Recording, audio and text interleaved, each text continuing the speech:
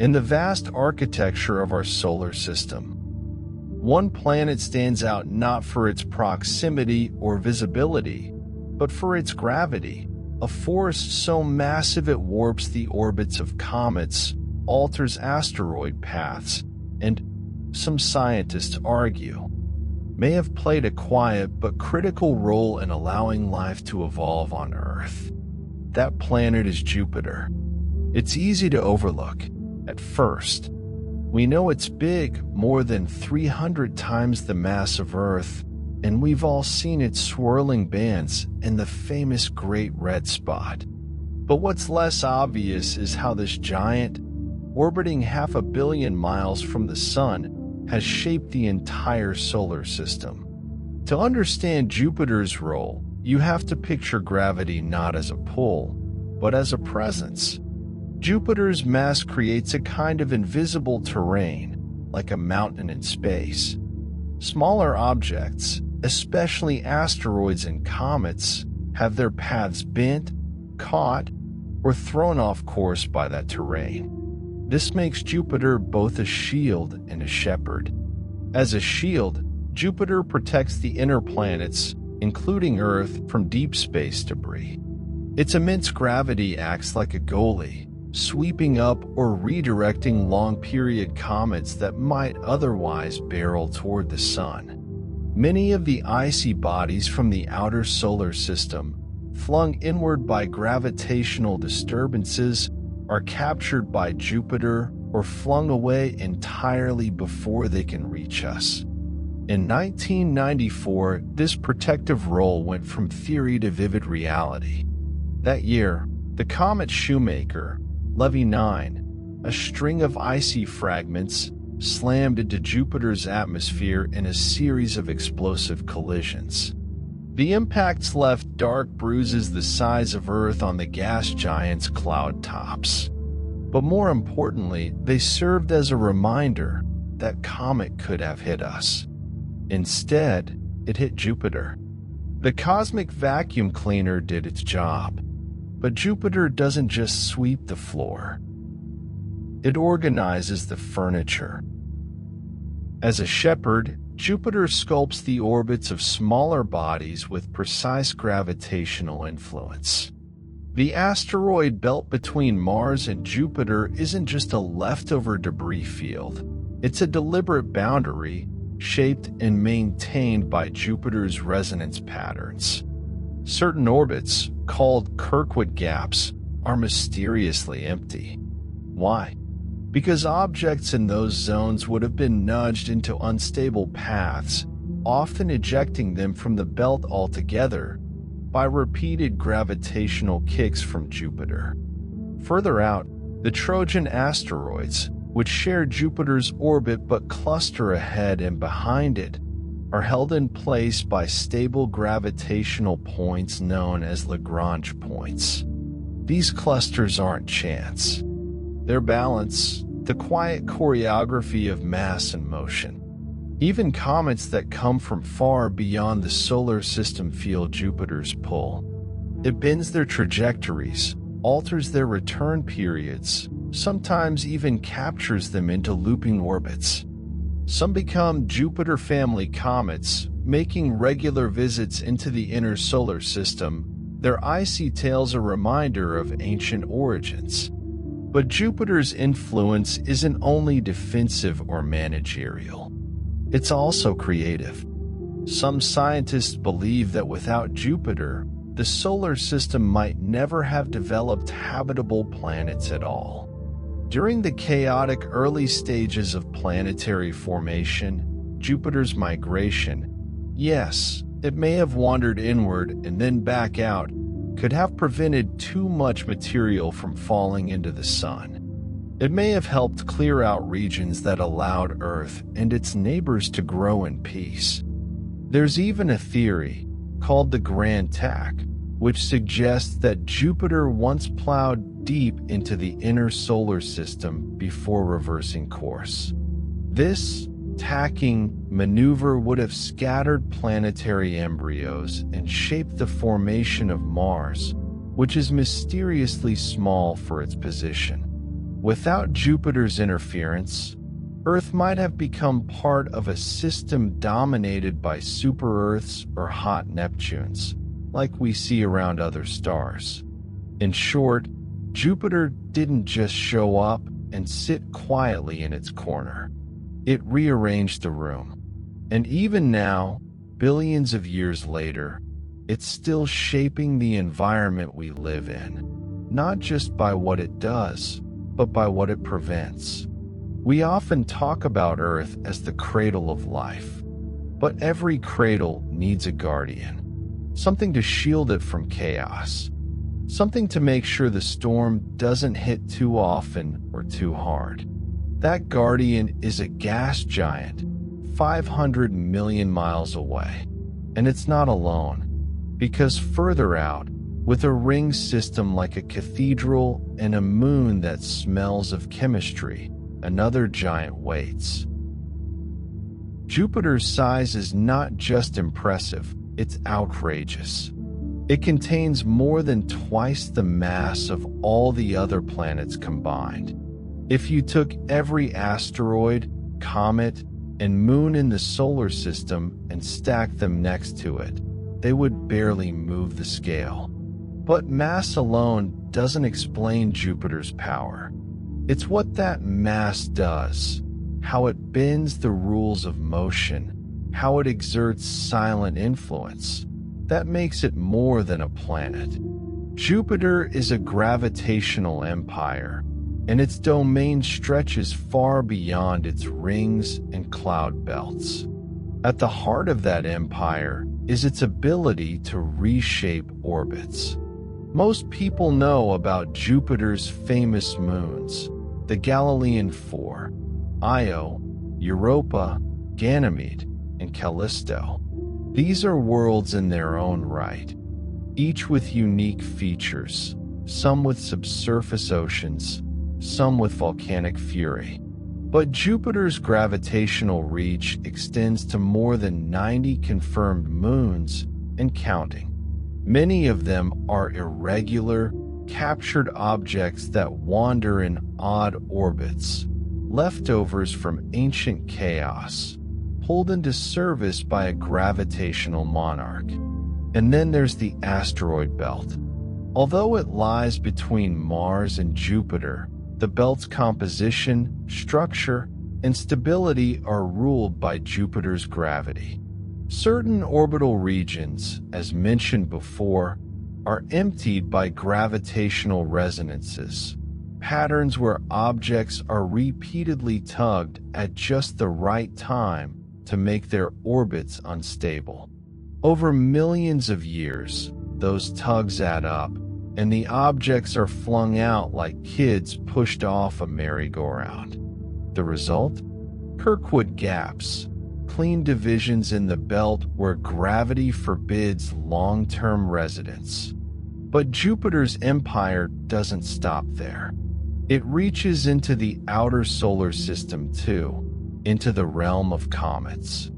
Many of the comets that visit our skies are part of what astronomers call the Jupiter family. These are comets with short orbital periods, often less than 20 years, and their paths are shaped, sometimes created, by close encounters with Jupiter. A single gravitational assist, or a slow capture, can turn a one-time wanderer from the Kuiper belt into a regular guest in the inner system. And then there are the Trojan asteroids, two enormous swarms of objects that orbit the Sun at the same distance as Jupiter, but 60 degrees ahead and behind it. These objects occupy what are called Lagrange points, pockets of gravitational stability where the pull from the Sun and Jupiter perfectly balance.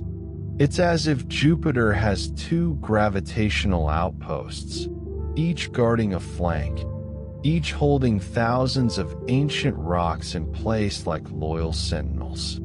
NASA even launched a mission to visit them, the Lucy spacecraft, which is currently en route to study several of these Trojans up close.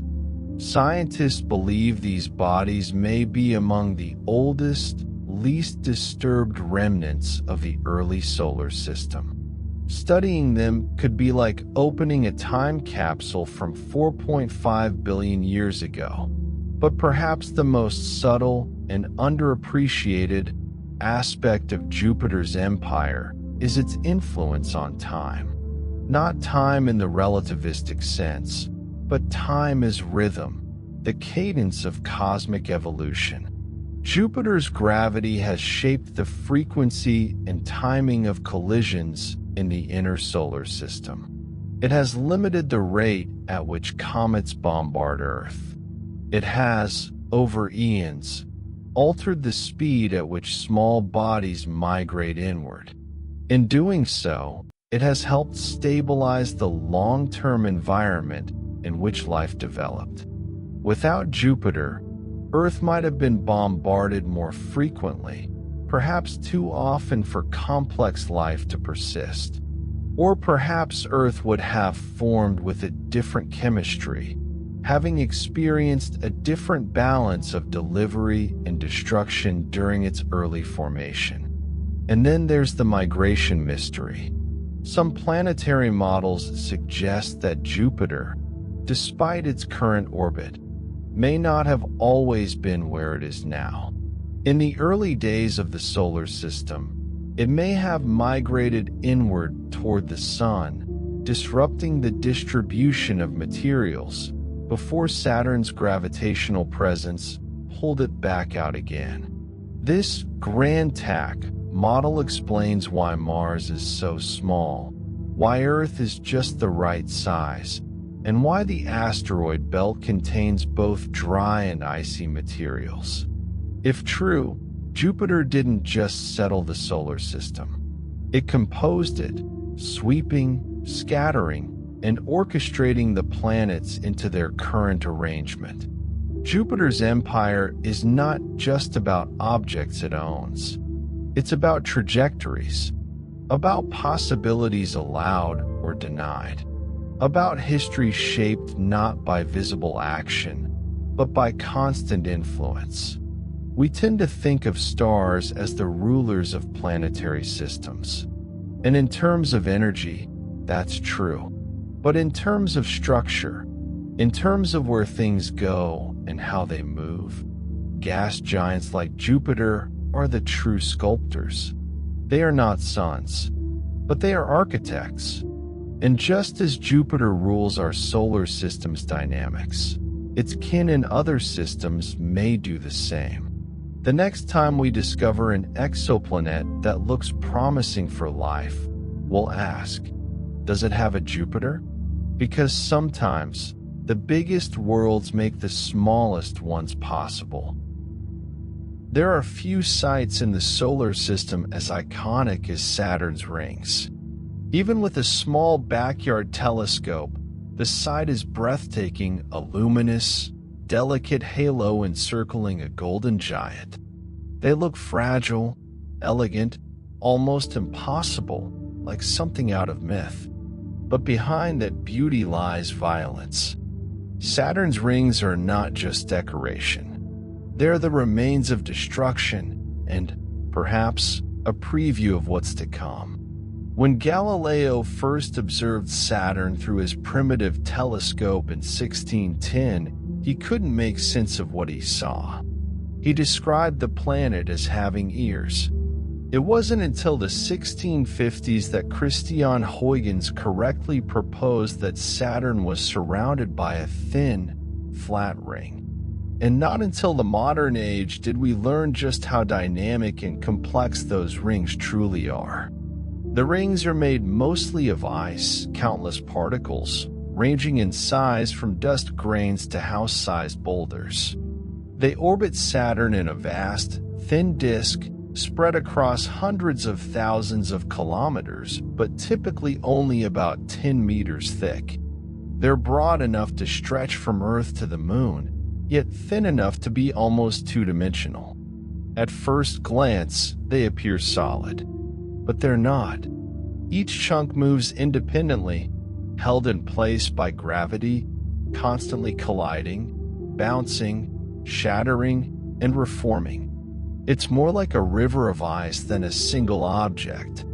And this river isn't eternal. Data from the Cassini spacecraft, which spent 13 years orbiting Saturn before plunging into its atmosphere in 2017, gave us a far clearer picture of the ring's structure and age. One of its more sobering findings? Saturn's rings are temporary.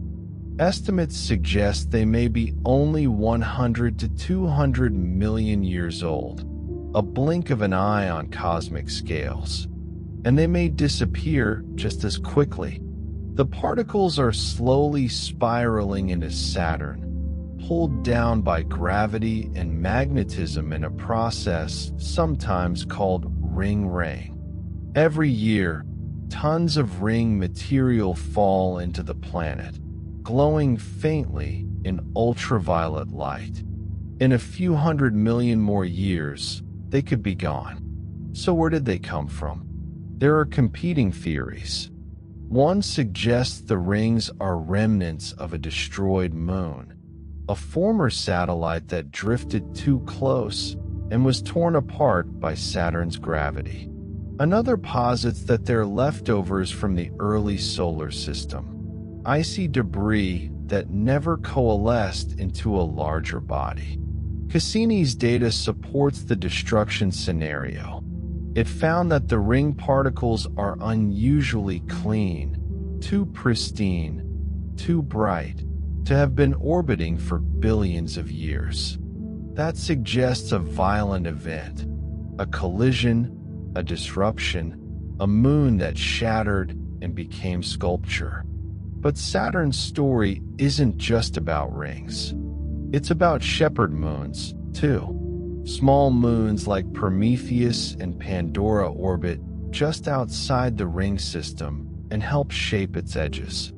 Their gravity corrals the ice particles, creating sharp boundaries and narrow gaps. One moon, Enceladus, contributes icy material to the rings through its South Pole geysers, fountains of water vapor erupting from a subsurface ocean. And then there's Mimas, the Death Star moon, whose gravitational resonance with Saturn plays a role in clearing the Cassini division, a dark gap between the two brightest rings. The entire system is an orchestra, and the rings are just the shimmering melody. The moons conduct from the sidelines, keeping the structure in place. But for all their elegance, the rings may also be hazardous. Any spacecraft venturing too close must navigate the swirling ice and rock. And for future missions, the ring material poses a serious challenge to direct atmospheric entry, though Cassini, in its final dive, slipped between the rings and the planet in a daring maneuver that surprised even mission scientists with its precision. Beyond the immediate physics, Saturn's rings also raise a larger question. Why are they so unique? Other gas giants have ring systems. Jupiter, Uranus, and Neptune all wear faint halos, but none are anything like Saturn's. The sheer mass, brightness, and complexity of Saturn's rings make them an outlier. Why? Some researchers suggest we caught them at the right time, a cosmic coincidence. Perhaps ring systems like this form and fade regularly, but only for brief periods. We happen to be alive during one of those rare windows. Others think Saturn's history is simply more violent, a moon destroyed by a collision or drawn in by gravity, and that's what gave rise to this particular structure. In either case, it reminds us that planetary systems are not static. They evolve. They erode. They change shape with time. What looks eternal is often temporary, and what looks peaceful is often the result of ancient catastrophe. As the rings slowly fade, as their icy material drifts into Saturn's cloud tops, we're watching a transition, not of a planet, but of a system from majestic to ordinary. And someday, future astronomers may look at Saturn and see only the giant beneath. No rings, no glitter, just the gas giant itself. They'll read about the rings in books. They'll study Cassini's photographs, but they won't see them. They'll know Saturn not as a jewel, but as a memory. Of all the planets in the solar system, Uranus might be the most mysterious. Not because it's the most distant or the most dangerous, but because it is, quite literally, on its side. While most planets rotate with a slight tilt, Earth, for instance, is inclined about 23 degrees. Uranus is tilted at a staggering 98 degrees. It doesn't spin like a top. It rolls like a barrel. Its poles point almost directly toward and away from the sun, and its rings, yes, it has rings, encircle it vertically, like a target in a cosmic carnival. This bizarre orientation has puzzled scientists for decades. How did a gas giant end up so drastically tilted? And what does that mean for the planet itself, and for any system that forms around it? The most common theory suggests catastrophe. Sometime early in its history, Uranus may have been struck by a massive object, possibly the size of Earth, in a glancing, off-center collision. The force of the impact would have knocked the planet over, disrupting its interior and potentially altering its magnetic field and atmosphere. But unlike smaller planets, Uranus didn't shatter. It absorbed the hit, and now wears the consequences as a permanent rotation. This sideways spin has profound effects. For one, it creates extreme seasons. Each pole gets about 42 years of continuous sunlight, followed by 42 years of darkness. Imagine standing at the North Pole of Uranus. The sun would hang in one spot of the sky for decades before vanishing entirely, plunging your world into a long, cold night. Surprisingly, though, Uranus is less active than you might expect. Compared to Jupiter and Saturn, which churn with storms, belts, and giant atmospheric systems, Uranus appears almost calm. Its bluish-green atmosphere, tinted by methane, is mostly featureless, while Neptune, its near-twin in size and composition, roils with dynamic weather. Uranus often seems blank. Why? One theory is that the collision that knocked Uranus over also disturbed its interior heat. Unlike other gas giants, Uranus emits very little internal energy. It's almost in perfect thermal balance with the sunlight it receives, which isn't much, given its distance. That lack of heat might suppress convection in its atmosphere, muting storms and reducing activity. But don't let the stillness fool you. Uranus is strange in deeper ways. Its magnetic field, for instance, is wildly tilted, not just from its spin axis, but from its center. It doesn't even pass through the planet's core. Instead, the field is off-center and lopsided, wobbling as the planet rotates. Scientists believe this may be due to a shallow layer of conductive material, perhaps a kind of ionic slush, rather than a deep metallic core like Earth's. Then there's the ring system. Yes, Uranus has rings. Faint, narrow, dark bands made mostly of carbon-rich particles. They were discovered in 1977 by accident, when astronomers observed stars blinking out briefly as Uranus passed in front of them. These rings aren't as majestic as Saturn's, but they add to the planet's eerie character. A halo of charcoal circling a turquoise world tipped on its side. And orbiting within and beyond those rings are 27 known moons, many with names drawn from Shakespeare. Miranda, Ariel, Titania, Oberon. One moon in particular, Miranda, is among the strangest objects we've ever seen. Photographed by Voyager 2 in 1986, the only spacecraft to visit Uranus so far, Miranda looks like a patchwork of terrains. It has deep canyons, cliff faces 20 kilometers high, and strange, jumbled surface features. Some scientists believe Miranda may have been shattered and reassembled, like a broken moon glued back together. The others, Titania, Oberon, Ariel, and Umbriel, are large, icy bodies with signs of past geological activity. Cracks, ridges, and fault lines suggest that these moons once had internal heat, and maybe, deep underground, still do.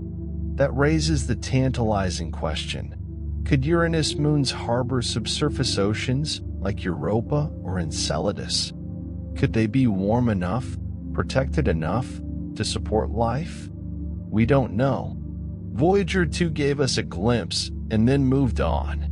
No spacecraft has returned since, but interest is growing. In recent years, planetary scientists have begun pushing for a dedicated Uranus orbiter, a flagship mission that could explore the planet's interior, magnetosphere, moons, and mysterious tilt.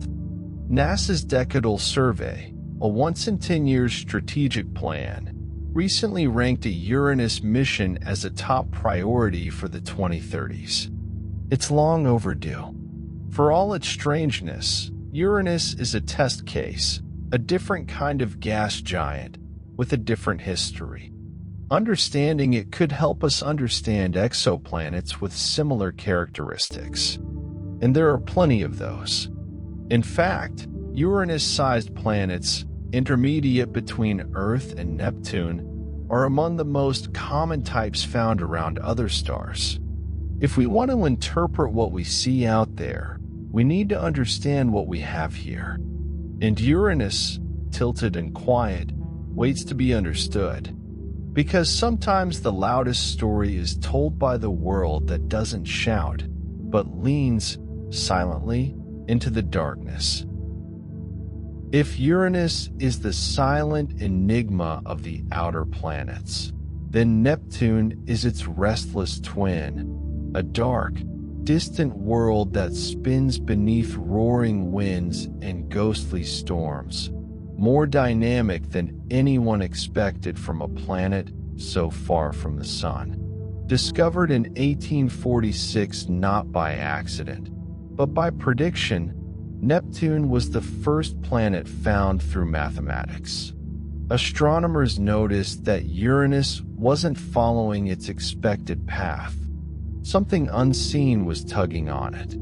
That something turned out to be Neptune, a world invisible to the naked eye, but powerful enough to reveal itself by the way it pulled on its sibling. Today, we know Neptune as the eighth and final true planet in our solar system, orbiting nearly 4.5 billion kilometers from the Sun. It receives sunlight so weak it's like standing under a dim street lamp at midnight. And yet, somehow, it's a world in motion. When Voyager 2 flew past Neptune in 1989, the only spacecraft ever to visit, scientists were shocked. They expected a calm, frozen world. Instead, they found a planet alive with weather. Clouds raced around the globe at speeds of over 2,000 kilometers per hour, the fastest winds recorded on any planet. Massive storms swirled through its deep blue atmosphere, including the now famous Great Dark Spot, a massive cyclone roughly the size of Earth. That storm, captured in vivid detail by Voyager, was gone just 5 years later. Dissipated, and in its place, new storms formed. evidence of constant atmospheric churn, even under a sun that gives off less heat than a campfire on a glacier. So where does the energy come from? Like Jupiter and Saturn, Neptune generates its own internal heat. In fact, it emits about 2.6 times the energy it receives from the sun. The source of that heat remains partly mysterious. It may come from slow gravitational compression, leftover heat from formation, or processes deep in the interior we still don't fully understand. Whatever the mechanism, the result is a planetary furnace beneath a cloak of ice. That heat powers convection currents in the atmosphere, rising and falling bands of gas, producing turbulent weather. The atmosphere itself is rich in hydrogen, helium, and methane, the latter giving Neptune its brilliant azure color. Methane absorbs red light, letting blue dominate. And beneath those clouds, a planet that defies simple categories. Neptune, like Uranus, is often called an ice giant.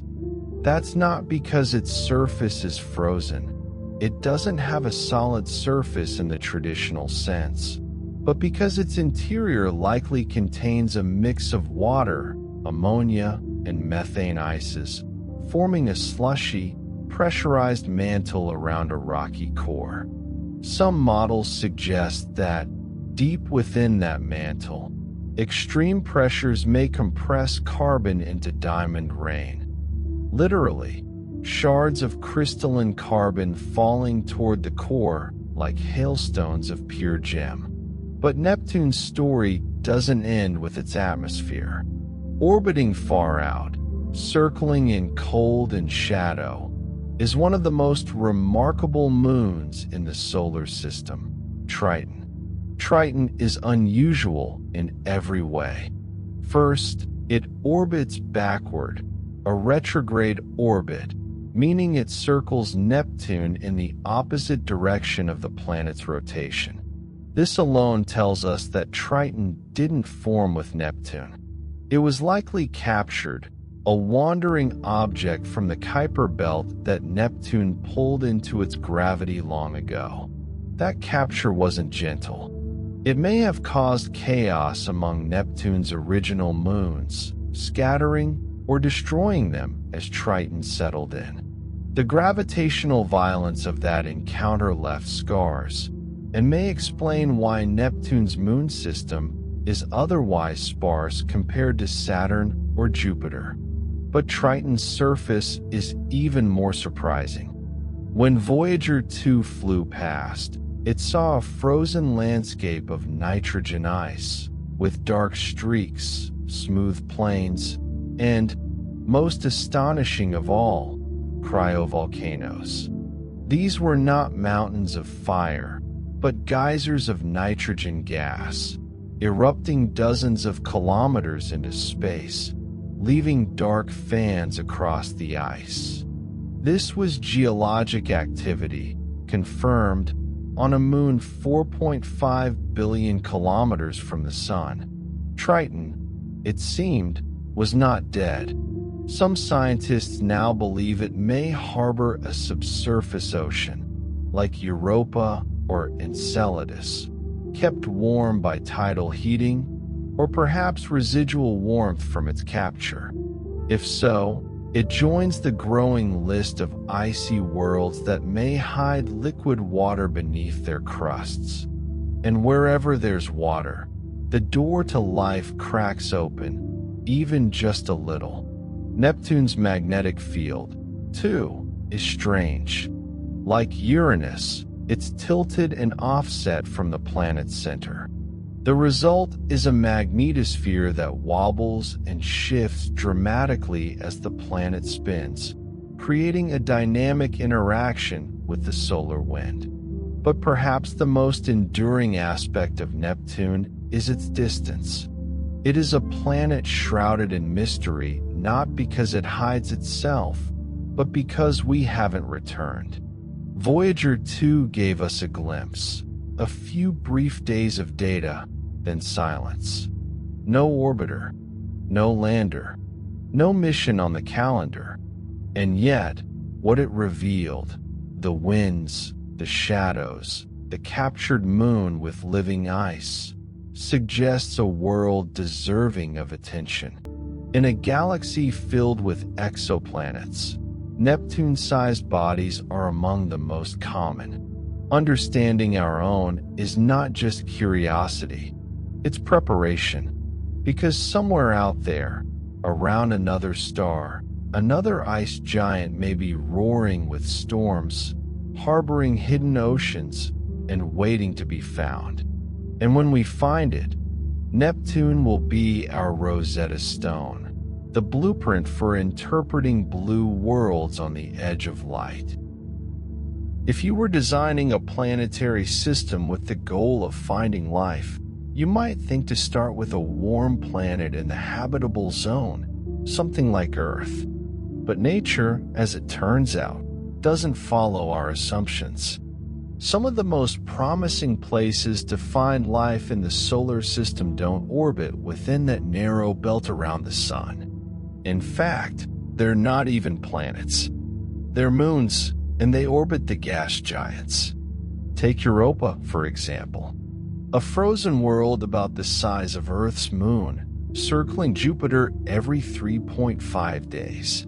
At first glance, Europa looks barren, a smooth, bright surface of water ice, crisscrossed by long fractures. But those cracks are key. They hint at something alive beneath the ice. Beneath Europa's crust lies a global ocean, likely containing more water than all of Earth's oceans combined. We can't see it directly, but we've inferred it through magnetic readings, surface features, and careful modeling. And we believe it's kept liquid not by sunlight. Europa is far too distant for that, but by tidal heating. As Europa orbits Jupiter, the gas giant's gravity pulls and flexes the moon's interior. That friction generates heat, enough to melt the ice from below. The result is a deep, dark ocean, capped by ice but warmed from within, and possibly in contact with a rocky seafloor. That contact is crucial. On Earth, deep-sea vents, hydrothermal chimneys spewing mineral-rich water, support entire ecosystems without any sunlight. If Europa has similar vents, it might support similar life. NASA's upcoming Europa Clipper mission, launching later this decade, aims to find out. It will orbit Jupiter and fly past Europa dozens of times, using radar to peer beneath the surface, sniff for signs of plumes, and analyze the chemistry of the moon's icy shell. It may not prove life exists, but it could set the stage for a future lander, or even a sub-ice probe. But Europa is not alone. There's Enceladus, a tiny moon of Saturn, only 500 kilometers across. With an even more astonishing feature, it's spraying its ocean into space. In 2005, NASA's Cassini spacecraft discovered geysers erupting from Enceladus' south pole, plumes of water vapor and ice, shooting hundreds of kilometers into space. These plumes are not just beautiful, they're accessible. Cassini flew through them, sampled them, and found water, salts, organics, even complex molecules. In other words, the ingredients of life in midair. Enceladus, like Europa, has a global subsurface ocean. It's warmed by tidal forces from Saturn and likely in contact with rock at the bottom. Cassini's findings transformed it from a frozen curiosity into a prime candidate for extraterrestrial life. Some scientists now argue that Enceladus, not Mars, should be the first place we send a mission specifically looking for biology. It's the only known place where you can literally fly through material from a hidden ocean. Then there's Titan, Saturn's largest moon. and one of the most Earth-like bodies in the solar system in the strangest ways. Titan has a thick, nitrogen-rich atmosphere, thicker than Earth's, and surface lakes, rivers, and rain. But these aren't made of water. They're made of liquid methane and ethane. It's a world where temperatures hover around -179 degrees Celsius, and where chemistry takes place at a crawl. Yet despite the cold, Titan is chemically rich. Sunlight, filtered through its orange haze, triggers complex reactions in the atmosphere. Organic molecules form and rain down onto the surface. Beneath its icy shell, Titan II may harbor a liquid water ocean, separate from its hydrocarbon-soaked surface. NASA's upcoming Dragonfly mission, a nuclear-powered drone, will fly from site to site on Titan, analyzing its surface chemistry and searching for the building blocks of life. The mission's ambition is matched only by the moon itself, a world where alien life, if it exists, might look nothing like us. And finally, orbiting Neptune, we return to Triton, a captured world that's geologically active, with nitrogen geysers and the potential for a subsurface ocean. Triton is strange in almost every respect: its retrograde orbit, its icy surface, its eerie smoothness. Some even speculate that it might once have been a dwarf planet, like Pluto, before Neptune claimed it. All of these moons, Europa, Enceladus, Titan, Triton, break the mold. They remind us that life doesn't need sunlight, warmth, or even a planet to arise. What it needs is energy, water, chemistry, and time. And gas giants, with their tidal forces, magnetic fields, and complex families of moons, provide all of the above. When we look at exoplanetary systems now, astronomers pay close attention not just to planets, but to their moons or the possibility of them. A large planet in the habitable zone may not be habitable itself, but its moon might be. We haven't yet confirmed an exomoon, but we're close. And when we do, it could open up an entirely new category of places to search for life. In a way, the gas giants are not just planets, they're miniature solar systems, each with its own set of rules, its own orbiting worlds, and its own potential for life. We used to think moons were dead rocks, pulled into service by the planets they orbit. Now we know better. Some moons are worlds, and in their silence, they may hold the oldest answer we've ever asked. When we think about the most important planets in the solar system, we often start with Earth. Naturally, it's home. Then maybe Mars, with its red dust and ancient rivers. Or Venus, shrouded in clouds, with secrets still boiling beneath the surface.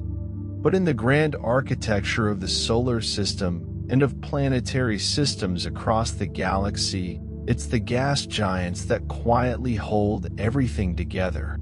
They're not habitable, at least not in the way we typically define the word. Their atmospheres are crushing, their temperatures extreme, their compositions hostile to complex chemistry as we know it. Yet their importance is foundational. They are the framework on which smaller worlds form. Let's go back to the beginning, to the early solar system, a swirling disk of gas and dust orbiting a young Sunday. In that chaos, some regions began to clump together. Dust stuck to dust. Pebbles became rocks. Rocks grew into planetesimals, the building blocks of planets. But something changed when you got far enough from the sun. Beyond the frost line, where it was cold enough for volatile compounds like water, methane, and ammonia to freeze, the available material multiplied. Ice-coated grain stuck more easily. Mass accumulated faster. That's where the giants were born. First Jupiter, then Saturn, then Uranus and Neptune. worlds with enough gravity to sweep up gas directly from the nebula, forming thick atmospheres around rocky or icy cores. Jupiter, the king, may have grown quickly enough to shut off the flow of material to the inner solar system, limiting the size of Earth and Mars. In that sense, Jupiter didn't just allow Earth to form, it shaped the scale of the whole inner system. Without it, the terrestrial planets might have grown into super-Earths, large, dense worlds with thick atmospheres like those we see around other stars. Earth, as we know it, might never have existed. But the gas giants didn't stop shaping things once they formed. They migrated, shifted inward and outward, carving paths through the debris disk, scattering smaller bodies, influencing the distribution of water and organics. Models like the Grand Tack and the NICE model describe how these migrations may have moved Jupiter and Saturn through the inner system before settling into their current orbits, a gravitational choreography that helped distribute asteroids, capture Trojans, and maybe even deliver water to Earth via icy bodies from the outer solar system. In this sense, gas giants are not static observers. They're engineers. They clear, collect, and curate. And once the system stabilizes, they don't retire. They protect. Jupiter continues to patrol the outer reaches of the inner solar system, its gravity nudging asteroids into stable orbits or ejecting them entirely.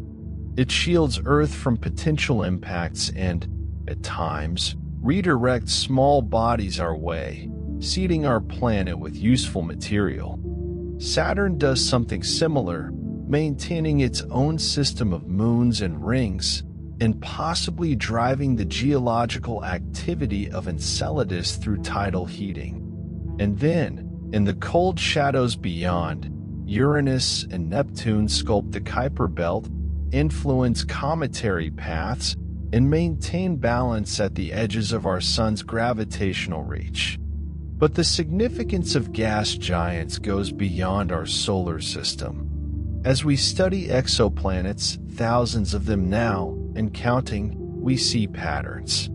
Many systems have hot Jupiters, gas giants orbiting close to their stars, sometimes in just a few days. These planets are difficult to explain. Their presence suggests dramatic migrations, where giants formed far out and moved inward, sometimes disrupting or preventing the formation of smaller rocky worlds. Others have super Neptunes, planets larger than Earth but smaller than Neptune, with thick atmospheres and exotic chemistry. These are the most common types of planets we've found so far, and we don't have anything like them in our own system. Understanding gas giants here, at home, helps us understand the strange and varied families of planets we're finding elsewhere. Because while we search for another Earth, what we may need first is another Jupiter, a stabilizer, a guardian, a sculptor of space.